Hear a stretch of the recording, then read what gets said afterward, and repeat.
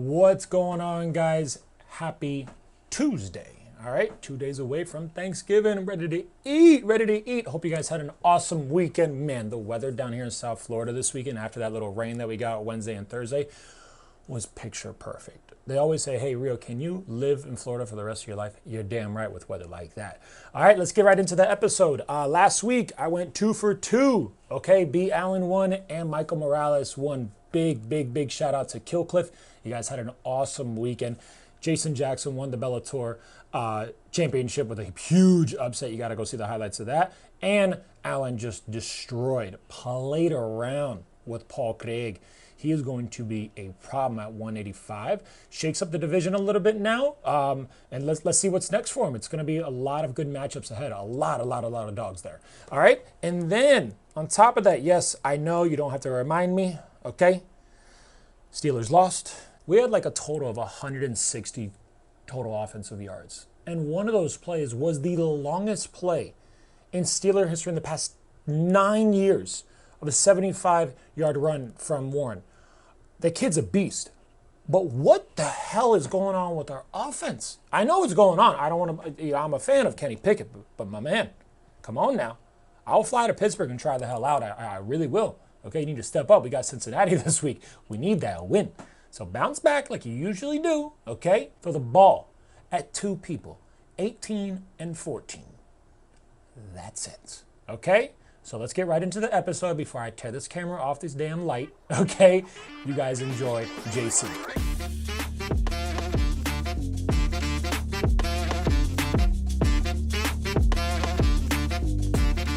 What's up, everybody? JC Santana here, coming to you from the Institute of Human Performance, bringing the Santana Podcast.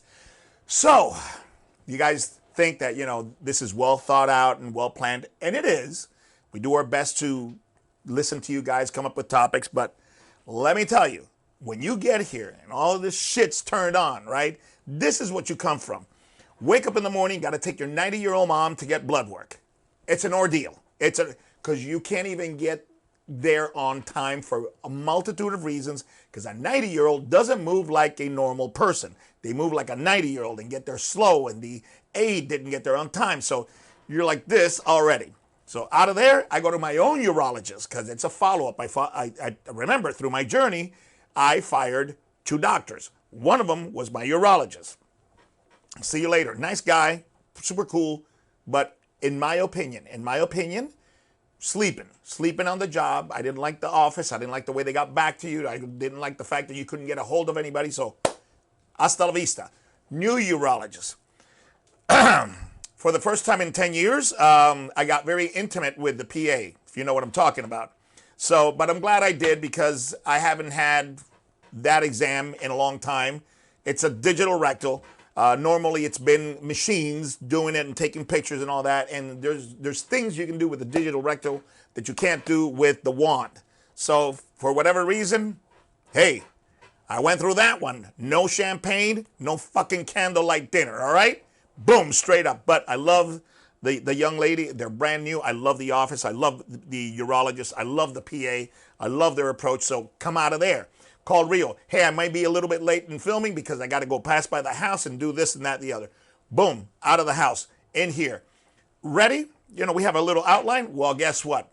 Somehow I fucked up and I saved the older outline over the new outline, and we didn't have an outline. I said, wait, let me get some of the stuff so I can get at least organized and not lose track of at least what the hell I'm talking about, because you can see, I pitch it. I throw the fastball and I don't give a shit. If I need to reference, I'll reference. But if not, it comes from the heart. So that's how you get here. So don't think that these podcasts are all, hi, how are you doing? Like we're filming a radio show. No, this is Santana style. Sometimes it's smooth, sometimes it ain't. And sometimes you come from a world of, and you have to relax the face. That's what we tell our fighters. That's what we tell our people. Relax the face, okay? Boom, you're here right now. Whatever you went through, there's no crisis. So you know what? There's no crisis. Here's where we're at. So, we had a UFC this weekend, and I got to tell you, I'm going to discuss like 3 fights. And one of them was Brandon Allen. Brandon Allen gets therapy here at IHP, and hopefully, Brandon, if you're listening, all right, if somebody knows Brandon, if they're listening, I hope one day he trains out of here, because I think that we can do wonders with that young man. So he was getting therapy here with Dr. Joe, and we were talking and all that. And let me tell you, I thought Greg, this Viking dude, Paul Craig was going to give him a problem, because he's had some wins, and he was coming down from 205, so big, huge guy. And man, Allen just put the shit on him. Just put that shit, that old American Ford, General Motors shit on his ass, Total domination. Total domination. The elbows were crushing him. And for those of you guys that know what we're doing here, we focus on elbows, and the problem with the elbows is that you can't practice them. So when you're doing a lot of your grappling, or a lot of your MMA training, a lot of your sparring, you can't. Here's a dilemma: you can't practice the good stuff. You can't practice hurting people. You can't practice throwing stuff that's so dangerous that it changes the mindset, the philosophy of the fighter in front of you. And once you change the mindset, you start turning the fight in your favor, because he starts abandoning some things that he would like to do, but he don't want that smoke. He don't want that heat that you just threw him, whether it's an elbow, a knee, a certain gripping that we teach where you impale the floating ribs on them lungs, that kind of stuff. Just kind of, out of the box stuff. You can't do that in your sparring. So how do you make it subcortical? How do you make that devastating training that you need to practice and you can't practice because you will hurt people? How do you train that? And that's how we do our strength training. We incorporate a lot of that reactive and reflexive stuff. So at least when you're feeling the pressure of a wizard, you're already thinking, we're talking wrist control, turn elbow, wrist control, turn elbow, wrist control, turn elbow. Sometimes we even give them a bat attached to a band so they can feel that wrist control. So our strength and conditioning is practice. Practice you can't do with another person in front of you. So anyways, that kind of reminded me, because Allen was throwing so many devastating shots, okay, from the top and standing, that you can't practice. That's what I brought to mind. So congratulations to I think he's ready for top 5, man. I think the kid is a monster. He's going to be a definite problem. He's going to be top 10 at 185 very soon here. He's got 1, 2, 3, 4, 5, 6, 7 wins out of the last 8 showings. The kid's on fire. Then you have Chase Hooper. When he got signed, he was the youngest UFC guys. I remember that UFC went to his house and he was at dinner with his parents and shit, like probably parents had to sign on the dotted line because the kid wasn't even 18 when he started with the UFC. But anyways, this kid here, man, unbelievable against Jordan Levitt. And Jordan Levitt, arguably took Fatty Patty, which I do not like, took him down to that dark alley in London. And a lot of people felt that he got a raw deal in London, and he did too. So anyways, much power to him. Was that London, Rio, that he fought? Yeah. Levitt? Yeah. And there's rumors about him being gay and shit. The guy's married with a kid. But he acts a fool, he twerks and all that stuff. And so he'll even say, it's amazing what you can do to get people talking shit. So, anyways, I enjoy Levitt. I enjoy the way he fights. I think he's underestimated. I think he's really good. He's funny as shit, But, man, Hooper put it on his ass. Put it on his ass. And then, of course, we saw Amanda Ribas, okay? So that was the first actual fight that we saw. Why? Because this Saturday, I went down. We did our normal training here, and I went down to the Fort Lauderdale Gun Expo. And I took my course that is necessary for my concealed weapons, okay? Because I want to get, you don't have to have a concealed weapons license here in Florida, because Governor DeSantis, woo, all right, said, fuck it, If you're robbing people at a donut, go in with your gun and know that there's a possibility that 3 people downing donuts have guns. And so you don't have to have it, but I want the concealed weapons because A, I want to be able to buy a weapon and take it home that same day. And if you don't have a concealed weapons license, you can't take it home the same day. B, if I go to Georgia or another state that has reciprocity, I can carry in that state. And I've never been a concealed carry guy. Never. I'm not even a fan of guns. I own a decent amount and I have my house very, very well fortified. There's a shotgun in every room. There's 9 MLs under each nightstand, okay? MLs, 9 millimeters. And I'm getting a SIG. I'm getting a SIG P365X with a red dot. That's my next gun because I've usually used revolvers and they have 5 and 6 rounds. I got a 357 right here.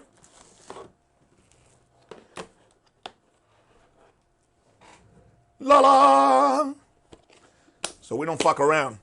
I have a gun just about everywhere because you've seen what happens. People come in your shit and going crazy. So anyways, Saturday, I'm down there, and we're at the gun show. We look at the guns, buy some toys and shit. Then had a little lunch in Fort Lauderdale, all right? And then we came up a little late. That's why we started late in the UFC. But anywho, Amanda Ribas put it on Pinedo. You know, put it on big time, finish with KO. As I said, Hooper finished with a sub, nasty choke. Oh, and Morales, Michael Morales. I have friends in Ecuador. Sandino, what's up? Sandino's my rep in Ecuador, and he is my director of translations and IHP education in Spanish. So if it's in Spanish, it's going through Sandino. So we're texting back. He's in Ecuador. He's from Venezuela, Venezuelan born, but he lives in Ecuador. And he's going to be coming over. So I'm doing all his visas. I'm helping his attorneys with the visas and all that because I want him working here at IHP. I want his family here in the U.S. and legally, and I want him here in Florida, the best state in the country right now. So, anywho, we're going back and forth. Morales, this and that. And let me tell you, man, Jake Matthews is no friggin' joke. Jake Matthews is a savage. He's a friggin' stud. But this Morales kid, man, I'm telling you, he's going to be a problem. He's going to be a problem. He's long. He's fairly young, you know, fairly inexperienced, but he's on a roll. And with his style and his athleticism, I think he's going to be nasty. But anywho, you know, I mean, the kid, Morales at 1, 2, 3, 4, 5. 5 consecutive, no. He's got 2 KOs, 2 finishes, and 3 unanimous decisions. But he's undefeated in his last 5. Since 2021. All 2021, 22, and 23, he is banging 1,000. Chase Hooper, he is 1, 2, 3, 4, 5, 6. 6 wins since, let me see, 6 wins since 19. So he's got 6 wins, 1, 2, 3, 4 losses.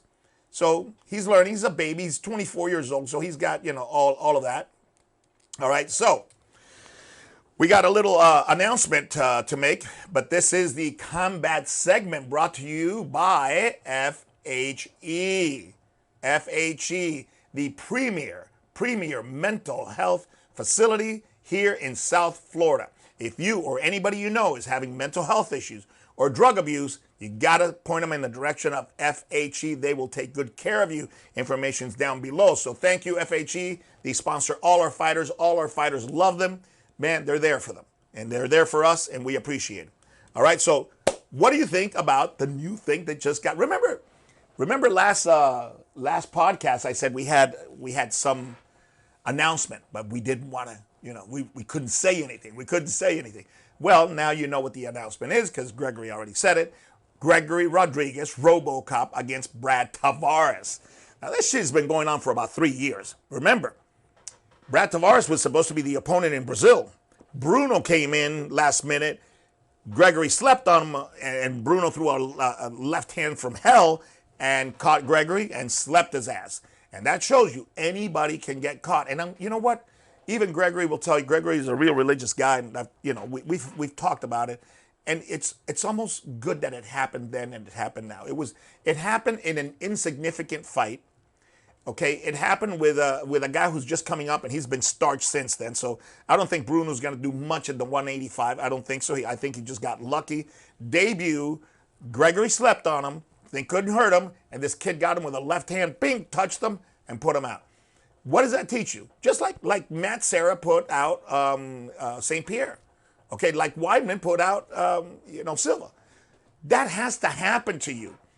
And you don't want it to happen in a top 5 fight. You don't want it to happen in a title eliminator. You don't want it to happen in a title fight. So if this shit's going to happen, let it happen now, all right, when the fight is insignificant. The opponent is not there yet. So you kind of learn the lesson with minimal amount of pain. That lesson always brings pain because it's a lesson of failure. It's a lesson of embarrassment. It's a lesson of shock because you never anticipated that. All right, so all of those emotions, boom, go into the lesson. Why did it happen? That's the lesson. What will I change in the future so that the reason why that happened never happens again? It could happen, but not for the same reason. And he did some things in his preparation. He did some things in his mental work. His outlook was a certain way where he's going to correct it. So we're glad that Bruno shit happened. But Brad Tavares was that opponent. And before, they already had, I think they were scheduled to fight him. For some reason, the contracts were not signed or whatever. So this Brad Tavares and Gregory Rodrigues fight has been going on for about 3 years. And now we're going to get it. And so listen to this shit. We get Brad Tavares, who's in the Strickland camp, okay? And we got Mark going up against Chris Curtis, who's in the Strickland camp. So IHV has 2 fighters in the next January, February, in the next 3 or 4 months, right? 3 months that are going up against the Strickland people, okay? Or the way, they train over there. And I like it. I like everything. So do I like the Gregory Rodrigues and Brad Tavares fight? A lot. A lot. Brad Tavares is a stud. He won his last, let me see, he won his last one, but Brad Tavares in 2022 had 2 losses, had 1 win in 2023. Greg had 1 loss and 2 wins in 2022, and he's 1-1 in 23. So altogether in the last 2 years, all right, Gregory has 2 losses and 3 wins, and Brad Tavares has 2 losses and 1 win. So if you look at the momentum and success over the last 2 years, I like Gregory. But, that's neither here or there. I like Gregory because of the style and the work that Gregory is doing. So I really, really think that we have a very, very good edge with Brad. We know he's coming. And Gregory's going to have to use what he's working on, which, I'm not going to talk about. But he's going to have to use an aspect of his game he hasn't used before. And that's one thing I'm huge with all the fighters. And I don't see it in MMA. I don't see it in MMA. More like, that's the reason I like Benoit from France, Special Forces. MMA coaches, MMA teams, MMA in general is not an organized sport. MMA actually, it's 33 years, okay, 30 years or so. They don't analyze stuff like engineers. They don't analyze things like scientists, where a briefing is the orders are such. There's a reason for each order. Each order and each tactic of each order has been practiced. All right, so you see these special forces, when they go into places, man, they do what they practice because they practice that shit for a reason. That's what they need to do. I don't see that in MMA, in any camp that I've seen. And they say they do. They do not. They do not. They don't develop fighters. They teach fighting, and everybody gets it and does what they want to do. But the coaches in MMA today they don't approach things like engineers. They don't approach things like scientists. That's very methodical, very organized, very disciplined, executed, and if it's not executed, then there's a debriefing of exactly what went wrong. And then that's trained. I mean, that's trained. If you look at the way, SEAL Team 6 and Special Forces, Marines, and Green Berets, and all the, if you see the Special Forces training, and generally the combat, but elite forces, the more elite force, okay, the more elite the force, the more specific they are about their strategies and techniques. They rehearse those strategies. Look, technique is calming your breath, calming the rifle, squeezing the trigger. That's the technique. The strategy of where you're going to line up, okay, how long you're going to be there, the strategy of how you're going to get the shot off, that's everything, because that's positioning, all right? And that is not trained. They tell you they do, they don't. They don't train that. They don't train that. Lateral movement is lateral movement and change the position. Okay, so I'm going to go lateral move, and then the fight takes place here. That's not lateral movement the way I see it. Lateral movement is you take a lateral movement is what a receiver does to a defensive back. Boom, boom, get them to go for the fake and open up. That's not done. At best, it's off the line attacks. Get your head off the line. And my thing is, you shouldn't be in line. You should not be in line, especially within range. I can be in line 8 feet out, but if I'm in that threshold where I can get hit by any shot, I'm not in line. I'm in line for an instant, transitioning. That's not done. Those type of strategies are not done, and there's no debriefing after each fight. So I think some of my fighters are going to start doing more and more and more of that. So I like the Brad Tavares, Gregory Rodrigues fight. Of course, I'm going for my dog. Gregory Rodrigues is going to be so strong, just like Mark Andre. When Chris Curtis feels Mark Andre, I'm telling you right now, he's going to go, holy shit, I didn't expect this. When Brad Tavares feels a clinch with Gregory, I'm telling you right now, Brad's going to go, this guy looked strong and looked menacing, but this is not what I thought. So we're going to get it. Brad, we love you. We love you. We love your camp. We wish you the best of luck. You're going to need it because we're going to prepare our boy, and I think our boy's going to go right through you. All right? With all due respect. All right. Now, a little bit of we listen. We listen. We love when you guys agree or disagree with us. I'm dying to hear. Well, Rio will talk a little bit about it, but that our last podcast was a little bit controversial. We ran into some problems, and I don't want to throw. I don't want to mess Rio's thunder up. Rio will give it to you. What happened with our last podcast and why it originally got declined.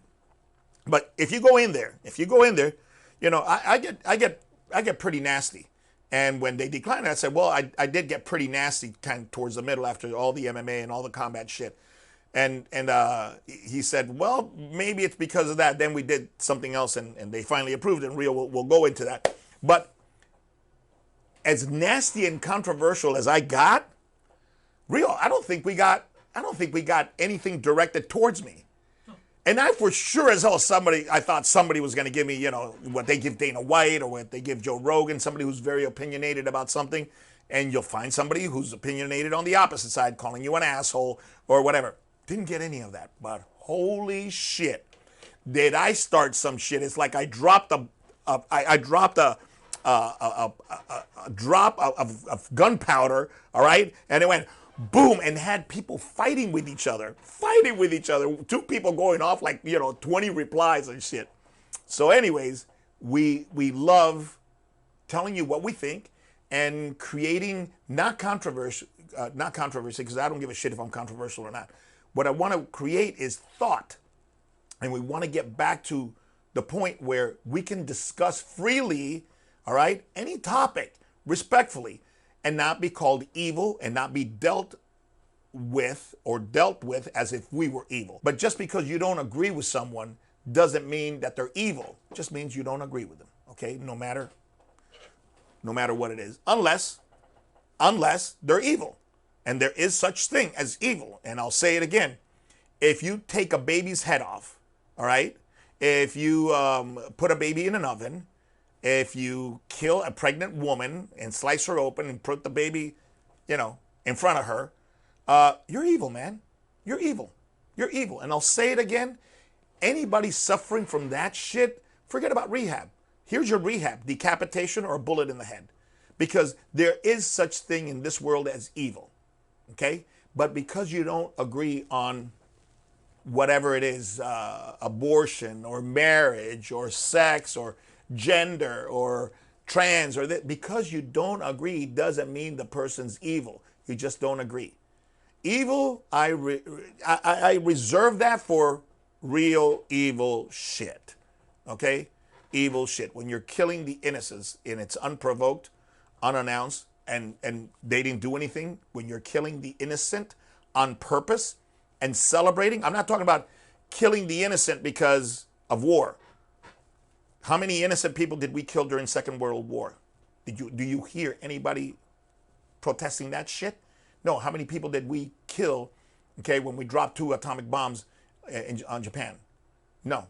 We killed a shitload of innocent people. Yes, women, children, dogs that didn't deserve it. But it's war. And in war, nasty shit happens. That's not what I'm talking about. What I'm talking about is, even in war, you have engagement, the Geneva Convention. You don't take hostages and you don't kill innocent people, much less celebrate it. Much less celebrate it. God damn it. The Nazis were trying to hide their shit. The Nazis, the shit that happened during the Holocaust, they weren't necessarily proud of it. You didn't see them, hey, doing demonstrations and you know, sending these videos out everywhere for them to be published. No. Why do you think there were mass burials? Okay? Because they were trying to hide the shit. They were trying to hide the shit because they knew it wasn't right. Okay? When you do this nasty shit and you celebrate it and you put it up on social media and you call your parents and you go, look what I did. Are you proud of me? Okay? No. Fucking evil. All right? So anyways, thank you for coming back to us and we do listen.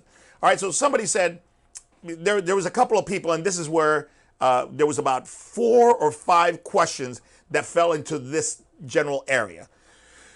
What are the top, what's the top advice, or what's the best advice that I give young trainers and old trainers? Because they were saying, hey, if you're a trainer and you're this, what should I be concentrating in? If you're an old trainer, how do you deal with this shit? So Rio and I kind of took like 5 or 6 questions and put them down to this. So let's talk about it. Young trainers, engineer. What are the strengths? What are the, you do a SWOT analysis, right? SWOT analysis. What are the strengths that you have that you can use, and what are your weaknesses? If you're a young trainer, you probably have looks, you probably have fit, you probably have your abs or the ability to get them relatively easy. You have ability. You can do 1-arm push-ups. You can do single leg squats. You can do crazy shit. And I'm not talking about 500-pound squats and crap like that. No, just very cool. You can do anterior reaches easy. So when you're demonstrating this and you're working out and you're in the gym, that youth can attract. So you have that, okay? 70-year-old and 60-year-old doesn't have that, okay? So you have that. You're also raised in a culture that is very good with technology. So you have your TikTok and Instagram and Facebook and all that shit down pat. You know how to start accounts. You know how to synchronize them. You know what a post is. You know what a short is. You know how to make them. You know about algorithms, okay? Old people don't know about that shit. So if you're young, you have all of this going for you, okay? So you can use all of this to get clients and to do the 2 things that trainers do: inspire and motivate. Okay, inspire, you can give people on social media the pictures that they want. Because since you're not dealing with an individual, you can't say, okay, you know what it's going to be like when you drop 10 pounds? Remember that picture that you showed me with the red dress when you got married? That's what you're going to look like. How exciting is that? And we can do that in 45 days or 2 months. That's the picture. Well, you don't have that in social media because you don't have that interaction. But you know what the common pictures are. What the common pictures are. What are the common pictures? Get rid of pain, look better naked, perform, do something better, 5K, do something you haven't done, maybe a marathon, a half a marathon, a 5K, something like that. Be like pain, be able to play a sport again, be able to play tennis again, be able to play golf again. So those are the pictures that you can attach through social media. Okay, when you're in person, you attach that specific picture to the person in front of you. So that's motivation. And then the education. What is education? Education is when you give somebody information that they go, huh, A, I didn't know that. B, that pertains to me. C, that's something that I can do. So if it's something that I can do, it pertains to my particular goal, and it's new, wow, maybe I can take a little step forward and get there closer, get there faster. Okay? See what I'm saying? So inspire and motivate for young people through social media campaigning. You can inspire and motivate by the way you look. You can inspire and motivate by your actions. Everything from your body language when you're training, okay? And when you're working out and when you're just presenting yourself and demonstrating exercises. So that's your strength. What are your weaknesses? You don't have experience, okay? You can inspire by youth, but you can't inspire me at a deep spiritual level. It's hard. And if you don't believe me, go to social media and watch these little 13 and 14-year-old kids trying to be social media influencers with the big voice and the right editing and the right dark shit. And you're going, seriously? You're 135, but you're not even going through puberty yet, okay? Your testicles haven't even dropped. And you're trying to inspire someone on internet about starting to work out? All right. No, that's not working. Now, if that 13-year-old is trying to inspire other 13-year-olds, I got no problems with that. But 13-year-olds are not coming to you for personal training. And they're not looking at social media to a 13-year-old to get inspired or to a 15-year-old to get inspired. Okay? So you have to be careful on how you inspire. You cannot use wisdom. You cannot use life experience. You cannot use probably, I don't want to say intellect, although intellect is part of wisdom, okay? You're not going to use that. So use your weaponry. If you're young, concentrate more on coaching. Stop learning all the bullshit with muscle fibers, energy systems, plyometrics, speed. It's not a physiology. It's not a physiology course. Who's coming for personal training? People who can afford it. Who are those people? 35 to 55-year-olds and over. If you're training a young person, it's because the parent has chosen you. So you got to inspire the parent, not inspire the kid. You inspire the parent, and they go, I think he can inspire Johnny, or I think she can inspire Sally, all right? Then they'll choose you, but you got to inspire the parent. And for that, you can't inspire them with wisdom because you have none. So what you can inspire a parent with, if you're a young trainer, is your demeanor, your ability to show respect, your ability to have the right principles and talk to them about the right principles, how you were raised, that you believe in respect, that you believe in dedication, that you believe in all of the good principles they're trying to teach Johnny and Sally. Because they're going to go, all right, here's not only a good trainer that's going to help them make junior varsity or something like that. Here's a kid or here's a young person, male or female, that will endorse a third-party endorsement of the principles we're trying to teach in our homes. Bingo, you got the job. Got it, young trainer? Learn more about coaching, less about technique. Use your strength, your youth, your looks, okay, your ability to execute, and impress people with old values because they don't anticipate seeing it in young people. What did a person like my age expect out of a 25-year-old? You know what we expect? Shit. You know what we expect? Everybody gets a trophy. You know what we expect? Turn on the news. Turn on the news and look at all this bullshit that's going on in schools. Everybody gets offended. Nobody wants to work. What's the number one complaint of every single friggin' employer? The employment pool today is shit. They don't want to work. And it's 30 and 40-year-olds. They don't want to work. After COVID, that we gave them money to stay home, they don't want to come to work. They don't want to work.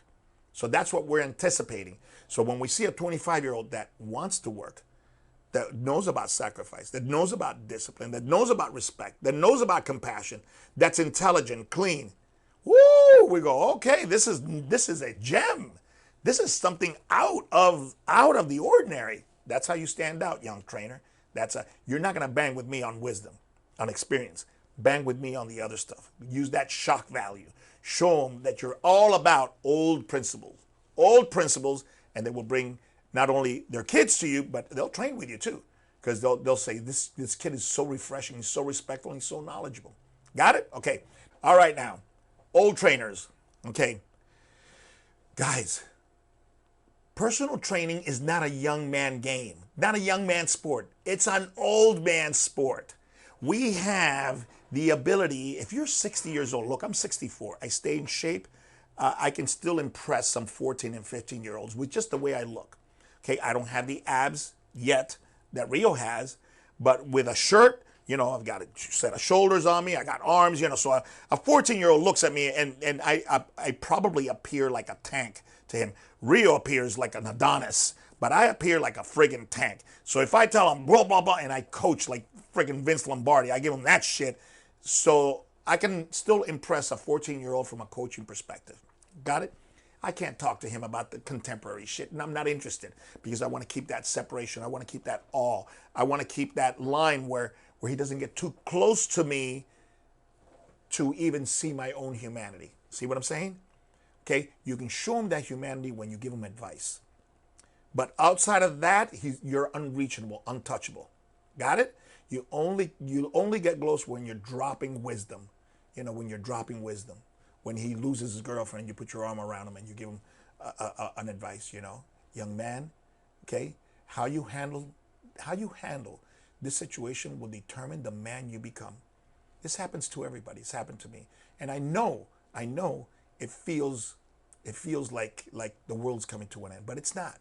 It's an opportunity to get stronger. It's an opportunity to grow. Okay? Sit down and think about it. Was she the girl for you?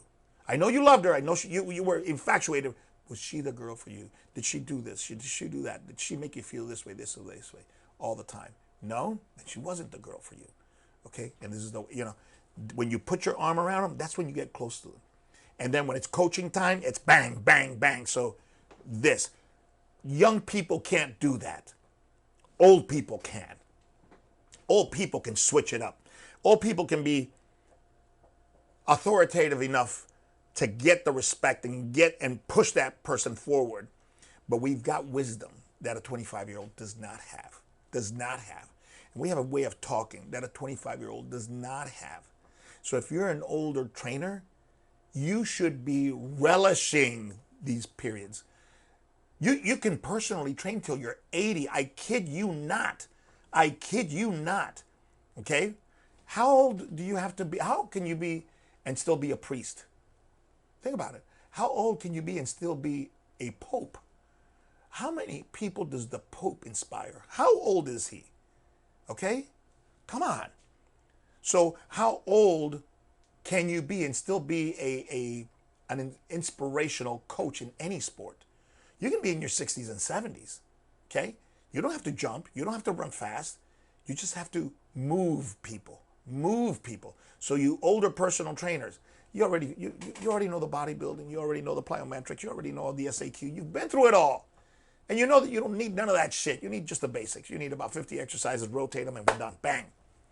But what can you do? You can bring your life experience to bear. Your life experience to bear. If you stay young enough to inspire a young cat and capture that respect, they have to respect you and they have to admire you, which means you have to carry yourself. You have to carry yourself like a strong individual, like a wise individual, and like a professional. If you're 50s or 60s, it should be easy for you because you were raised in that culture. If you're 30 and 40, it's going to be hard for you because we're not raised in that culture. Okay? But if you're an older cat, 50, 60, all right, all you have to learn is one thing because you have the rest. You know what you have to learn? Social media. Stop bitching about the fact that the youngsters are kicking your ass because you don't like that shit. Well, learn that shit. Learn that shit. Okay? If not, hire somebody who knows that shit and work closely with them. Because social media is the new yellow pages. You young cats don't even know what that is. Remember, 60 and 70-year-olds, the yellow pages? If you wanted to know where was a karate school, a karate school in Miami, 20 million karate schools, and you would look at the addresses. Okay? We don't have that anymore. That and the white pages, those were the people. And then we became 2 white pages and 1 yellow pages. And then 2 white pages and 2 yellow pages. And then the internet came and the pages disappeared. because who's going to go through this shit, right? When you can go Google, boom. So you have to be on Google. You have to be reachable through Google. That means you have to be reachable through searches. That means you need a website. That means you have to understand what SEO is, okay? You have to have stuff on that website. So when Google goes around and the words come up, fitness, this, that, and the other, bang, they start going towards you. You have to get with somebody like Rio or somebody like that knows about posting, knows about hashtagging. I don't know that shit. But if I didn't have Rio, guess what? I would hire somebody. I would hire somebody. Look at Gilbert Burns. Gilbert Burns now is on the web. Man, he's releasing 2-3 posts a day, it seems like. I'm not sure, you know. Why? You think Gilbert knows about website? No. He got a guy by the name of Cameron, good friend of ours, nice young man. And Cameron, he's paying Cameron, and now Cameron is his social media bullhorn. And now you know who Gilbert Burns is. You knew him from UFC, but now a lot of people that don't know about UFC know about Gilbert Burns because he's out there. And if you didn't know about Gilbert Burns and you were in the UFC and you heard about him, you're getting to know Gilbert intimately. You know Bruna. You know his kids. You know about his cold plunging. You know about his training. You know about the inspirational shit. See what I'm saying? So Gilbert doesn't have time and doesn't have that technical prowess. I don't either, okay? So I have Rio. So if you're an older cat, get on that social media. That's your yellow pages. That's your advertising.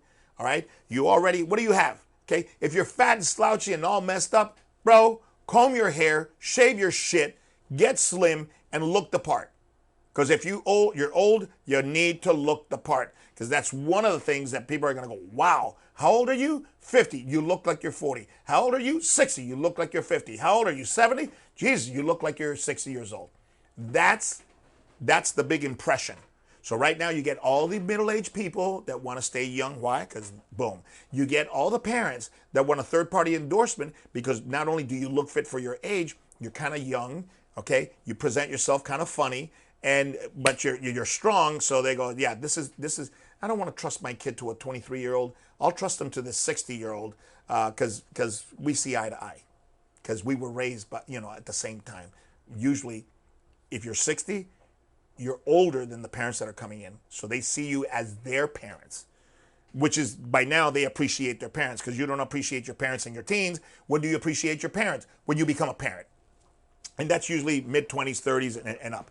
And when you start having parent problems, when do you have parent problems? When they're in their teens, 12, 13, 14, 15, 16 years old. That's when you got to cradle a kid and make sure that you put the bumpers on. And if you have money, you put them in a good gym with a good trainer. That good trainer keeps the bumpers on. Why? Because we don't have physical education coaches anymore.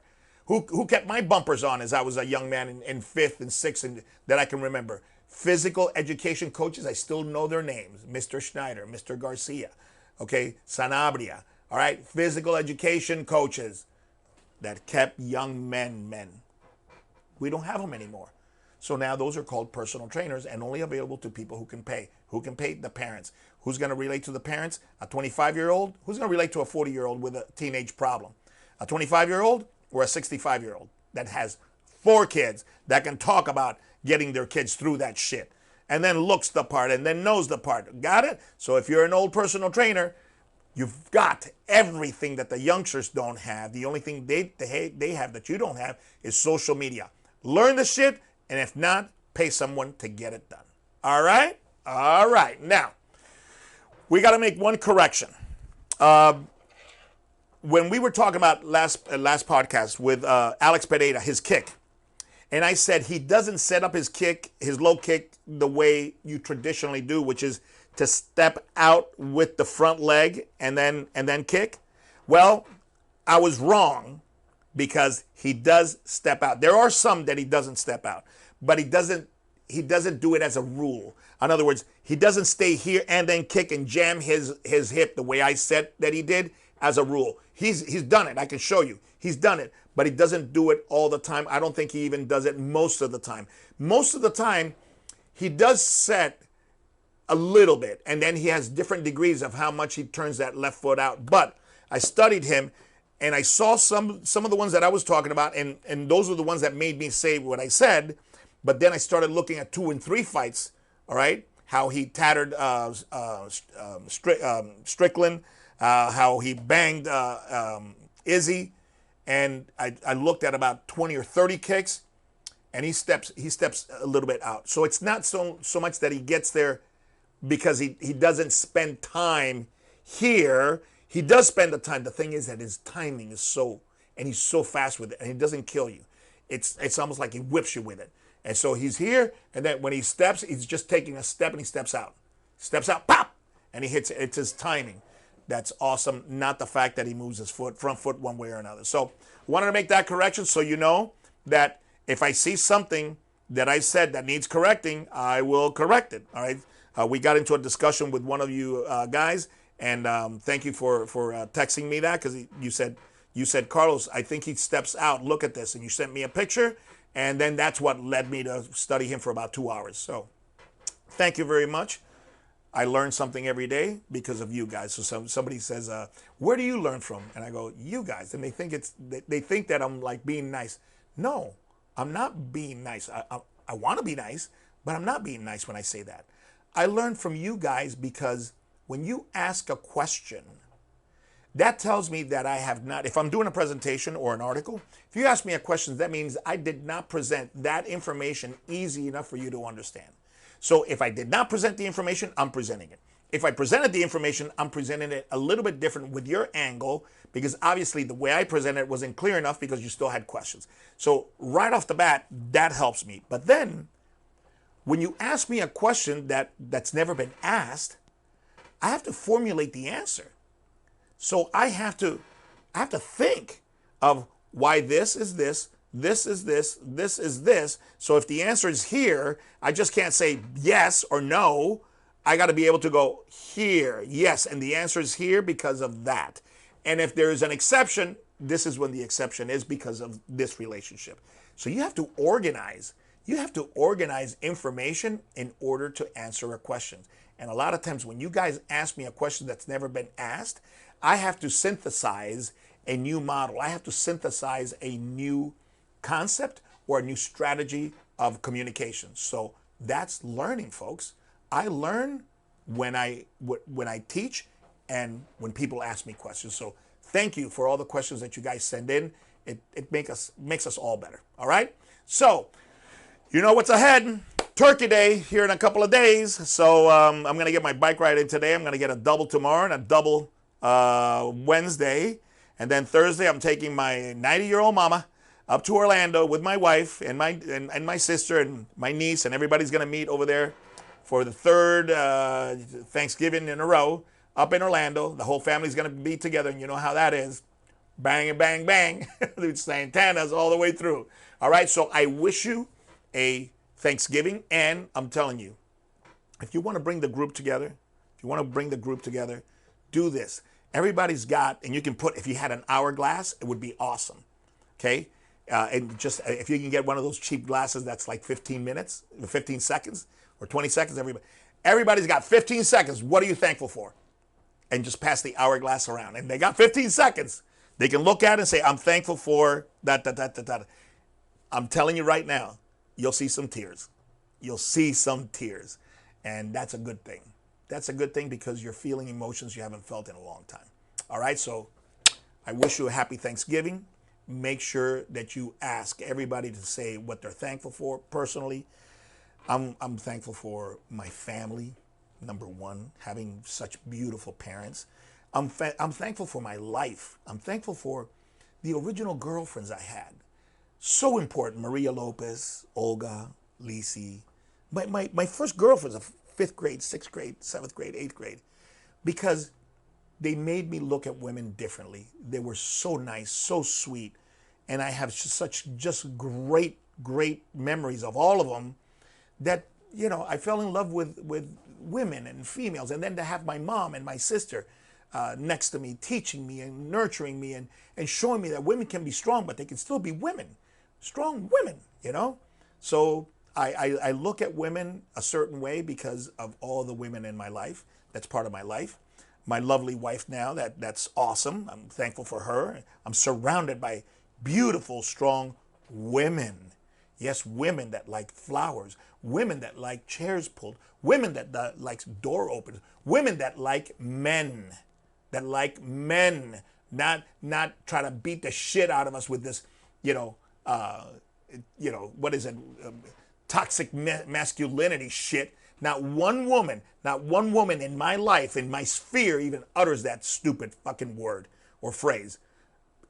Toxic masculinity. No, man, we just have assholes. How about that? We've always had them. You don't have to label it and put masculinity in it, because there's nothing wrong with masculinity. All right? Who the fuck is going to build building? Who's going to fight wars? Who's going to defend the shit when at 2 o'clock you hear some fucking noise? All right? Huh? Who's going to do that? Men.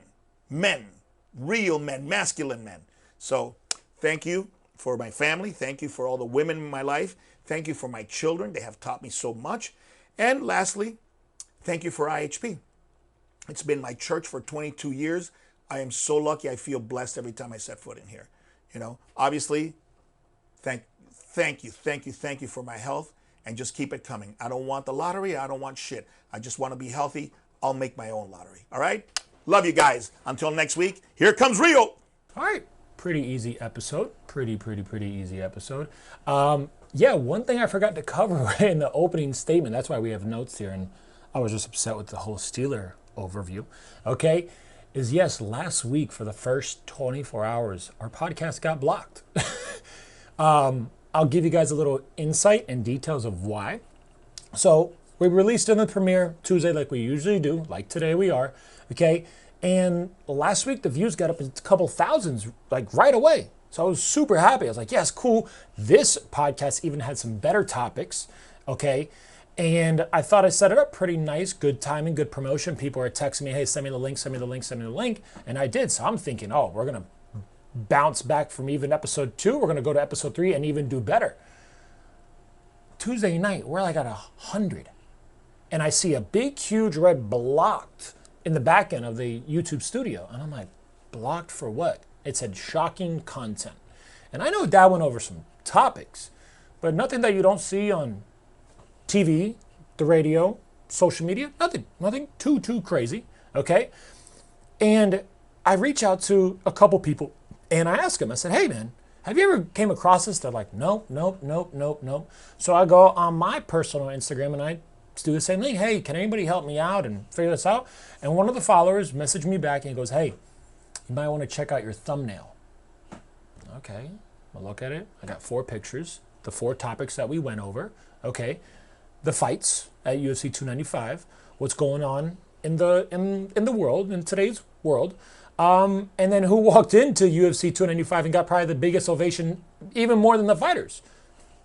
Mr. Trump, okay, President 45, in New York, in Madison Square Garden. So I have a picture of him and Dana White, small, one corner, okay?